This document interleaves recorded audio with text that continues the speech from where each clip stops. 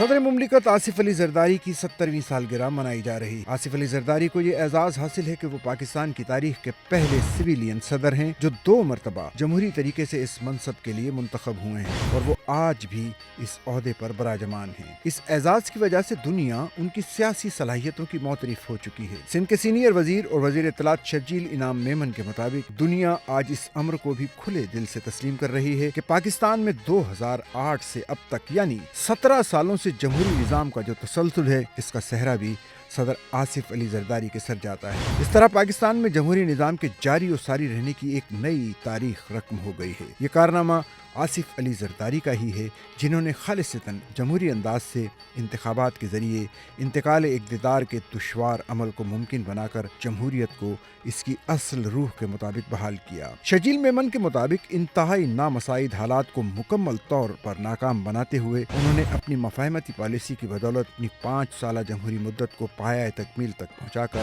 وطن عزیز کی 66 سالہ تاریخ میں ایک سنہری باب رقم کیا ہے۔ بابا قوم قائد اعظم محمد علی جناح کے فرمان کی تعمیل، قائد عوام شہید ذوالفقار علی بھٹو کے خواب کی تعبیر اور شہید جمہوریت محترمہ بے نظیر بھٹو کے مشن کی تکمیل کے ذریعے انہوں نے پاکستان کو عملاً عوامی حقوق کی علم بردار حقیقی جمہوری ریاست بنا کر ایک قابل تقلید مثال قائم کی۔ ان کا فلسفہ یہ ہے کہ جمہوری عمل جاری رہنے سے عوام دوست قوتوں کو مزید پیش قدمی کرنے کی گنجائش پیدا ہوتی رہے گی۔ جمہوریت کو آئینی تحفظ فراہم کرنے کے بعد آصف علی زرداری نے وہ کام کیے جن کا قبل ازیں تصور کرنا بھی محال تھا۔ ان کے دور میں جو بڑے کام ہوئے ان کی فہرست بہت طویل ہے۔ ان کے پہلے دور صدارت میں 1973 کے آئین کی مکمل بحالی ہوئی جس میں پارلیمانی اور آئینی اصلاحات خاص طور پر 18، 19، 20ویں آئینی ترامیم شامل ہیں۔ ان کے ذریعے صوبوں کو خود مختاری دی گئی۔ جمہوری حکومت کو ختم کرنے کے بدنام زمانہ آرٹیکل 58(2)(b) کا خاتمہ ہوا۔ عدلیہ کی آزادی، میڈیا کی آزادی،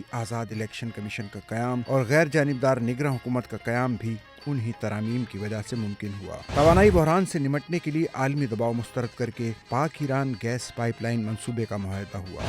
گوادر پورٹ عوامی جمہوریہ چین کے حوالے کرنے کا معاہدہ کیا گیا۔ فارن ایکسچینج ریزروز 2008 میں 6 بلین سے بڑھ کر 2013 میں $16 بلین ہو گئے۔ صدر آصف زرداری کا ایک اور بڑا کارنامہ یہ تھا کہ انہوں نے پاک چین اقتصادی راہداری یعنی سی پیک پر باقاعدہ کام کا آغاز کیا اور پاکستان کو ترقی کی ایک نئی جہت پر ڈال دیا۔ 2008 میں $18 ملین کی ایکسپورٹ کو بڑھا کر 2012 میں $29 بلین تک لے جایا گیا۔ اسی طرح جو اسٹاک مارکیٹ 2008 میں 5220 پوائنٹس پر تھی وہ 2013 میں 18185 پوائنٹس پر پہنچ گئی۔ شرح سود 2008 میں 17% تھی جسے کم کر کے 2013 میں 9% پر لایا گیا۔ آصف علی زرداری کی ہدایت پر پیپلز پارٹی کی حکومت نے کاشتکاروں کو فائدہ پہنچانے کے لیے گندم کی امدادی قیمت میں اضافہ کیا اور پاکستان پہلی مرتبہ نہ صرف گندم میں خود کفیل ہوا بلکہ گندم برآمد بھی کی گئی۔ اس کے علاوہ چاول اور کپاس کی امدادی قیمتوں میں اضافے سے ریکارڈ پیداوار حاصل ہوئی۔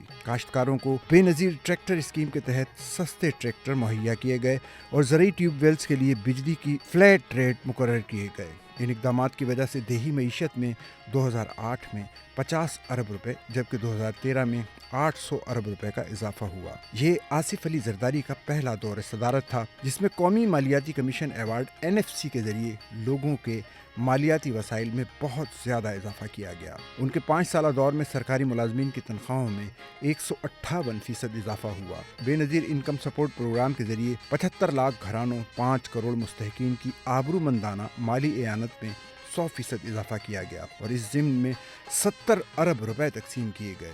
اس کے علاوہ وسیلہ حق، وسیلہ روزگار اسکیموں کے ذریعے کم آمدن لاکھوں گھروں کی خود کفالت اسکیم شروع کی گئی۔ بے گھر لوگوں کے لیے سہولت ہومز کے ذریعے بیت المال سے 1,35,000 مستحقین کی امداد کی گئی۔ توانائی کے بحران سے نمٹنے کے لیے صدر آصف زرداری اور پیپلز پارٹی کی حکومت کے 5 سالہ دور میں 3600 میگا واٹ سے زیادہ بجلی سسٹم میں شامل کی گئی۔ منگلا اور تربیلا ڈیم کے توسیعی منصوبے شروع کیے گئے جن سے مزید 4500 میگا واٹ بجلی پیدا کرنے کی گنجائش پیدا ہوئی۔